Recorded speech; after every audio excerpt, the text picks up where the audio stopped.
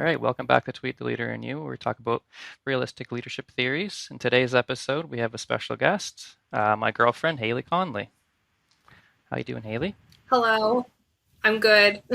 So in today's episode, we're talking about healthy life. What does it mean to you?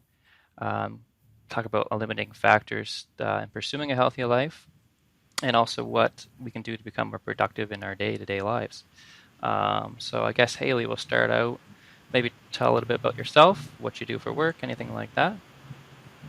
Sure, yeah. So I live in Glasgow, Nova Scotia. I went to Mount St. Vincent and NSEC Pictou campus. I have a business degree and majoring in management, and I work for a global software company. I'm in sales, and I've been there for 3 years in November. So, All right.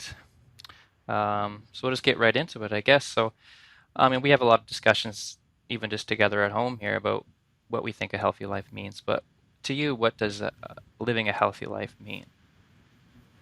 I guess there's different aspects of it. There's a healthy life that you have, like internally, mentally, that when you go to bed each night, you're like, I completed each day to the best of my ability. But I guess it's just getting up with a positive mindset, trying to get through the day, not being dragged by the negativity. There's all kinds out there right now.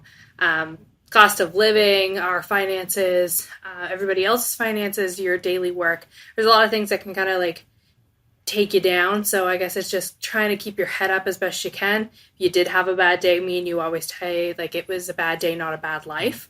So we try to start the next day as best we can moving forward and not being stuck in yesterday while you're moving forward. Yeah, So for sure. I definitely agree. I think for me, living a healthy life means pursuing your goals, but also realizing there's a balance between negative and positive, like you said. Um, life isn't always going to go your way, but as long as you're staying in the pursuit of what your goals and your aspirations are, I think that can go a long way with, minimizing the effects of the negative. But I think also trying to find happiness, whatever that means to you, is a big thing. Whether that be taking time out of your busy day to go to the beach like we do all the time, and finding little moments of bliss, I think all lead to happiness. And I think as you get older too, or as you grow, I think what a happy life means to you can change.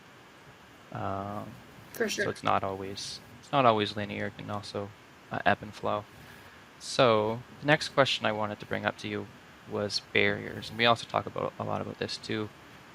Things that are in your life that are in your way of attaining a healthy life. Is there anything, you don't have to get into particular either, but is there anything that you think is a barrier for you to, is there anything that's a barrier for you in attaining a healthy life, and how do you eliminate that?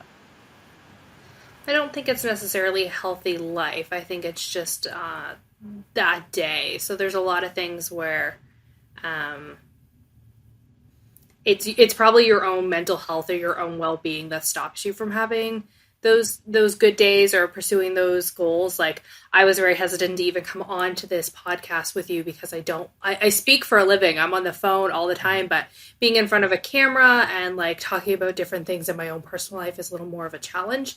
So the barriers are just different. I think it depends on what you're being thrown that day, but ultimately it's probably what's going on in my head, what my head's telling me versus like what's going on in my actual life. So the barriers are probably that. Plus, like I think it's different with everyone. Like there's days where like I wish I could just go travel the world, but money is a Yeah, factor. So there's like your money, your own mental health, or your own whatever your brain's telling you yourself, and then just like the little things where you're like, oh, I wish I could be doing this with my time, but I'm doing this instead. So there's all kinds of barriers. I don't know if there's necessarily like this one, and that one, but time and probably like your finances. At the early age into your 20s, you spend a lot of money going to university and trying to get your footing.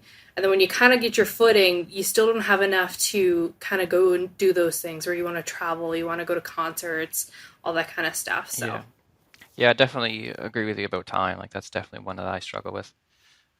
Just not having enough time Um, what do you think about in terms of relationships and how that can, I mean, obviously we're in a relationship, but do you think that can be a positive and a negative?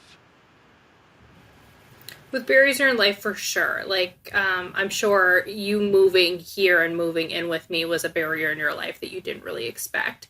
It wasn't something I expected. I didn't expect to be moving in and living with a partner at that point in my Mhm. life. It was something I definitely wanted, but to some degree, it is a barrier because you're giving up your space that you've known most of your life, and you have to go and share that with somebody Mhm. else. So I remember moving in your things into like my bedroom, which is now our bedroom, was a big change, and it was a barrier for me that it took a long time to kind of get Yeah. over.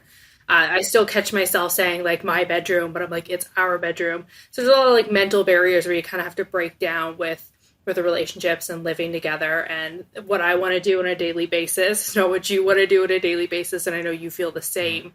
So there is barriers, and you kind of learn to communicate those. There's a lot of give and take, sacrifices for sure on both ends. I know you're sacrificing a lot of things right now, which is probably a barrier in your life to pursue the goals and dreams that you want to do right now to get where we want to Yeah, be at absolutely. this I point. wouldn't couldn't have said it better myself for sure. Just to add on to that, I think like it can also be positive, obviously, and that's Oh yeah. from building up trust and honesty and respect for one another. And I think we do a good job of having open communication like of that. But that can take a lot of effort, and it takes a lot of compromise from both people, like you said too.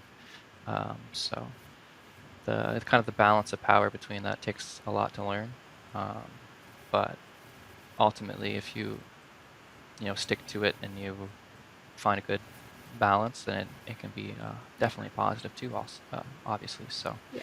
We're definitely still learning the for sure, balance. There's days where one gives more than the other, and vice versa. for So, sure, yeah. um, us living together, we're not a perfect couple by any Hmm. means. We still have our fights, our disagreements, our sacrifices are too much for one person, too little for the other. Yeah, So, absolutely. balance is something I think we'll always work on. In every relationship, there's still Yeah, balance. absolutely, for sure. So, kind of my last question, and we can continue if you do want to. But my last question I had is, how do you become more productive in your day-to-day life, and what strategies do you use to do that? I know you work a lot, um, so how do you become more productive in your work, and then how do you use those strategies also at home?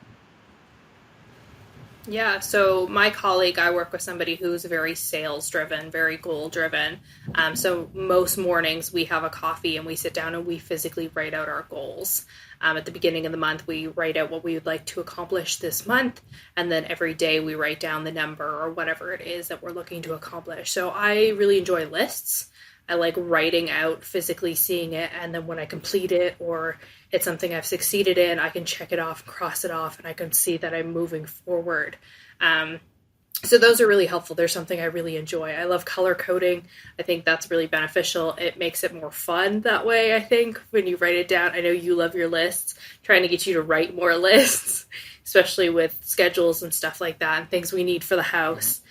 So I think those are one of the major things. Like I feel like I have to write it down or put it visually somewhere in my day to day, whether that's like I know people use empowering messages on their mirror, and it's the first thing they see in the morning. So like physically writing it down, and then when you wake up, kind of having the mindset that this is like we say it all the time, we're gonna have a good day, Hmm. and you're kind of putting that into the universe as like this is what the day's gonna look like. I'm forecasting. I'm putting it out there. Manifesting, yeah. Manifesting that this is what the day is going to be. So I think when you're putting your goals out, like you have to write them down. You kind of have to think about them. We talk about our dreams all the time and things we want to do. Hmm. And most of the time we say them out loud. So you write them down or you say them out loud. And I think those are really Yeah, beneficial. absolutely. And we, like I said a couple times now, we talk about that stuff all the time. So kind of already knew what you were going to say, but I couldn't agree more about the power of positivity, the power of manifesting things. And you know my thoughts about that stuff, but I do believe that if you have, um, you know, a clear vision and you stick to it, the stick to itiveness can lead you a long way. So Is there anything else you kind of want to talk about, maybe? Any questions you had for me you want to answer, or?